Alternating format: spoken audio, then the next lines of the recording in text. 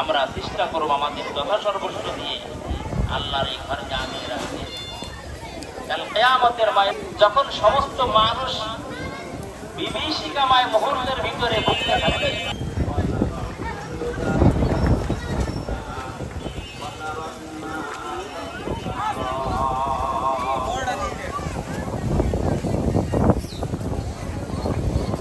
এমন পরিস্থিতি হবে মানুষকে কাপড় মাথা উন্মাদের মতো মনে হবে।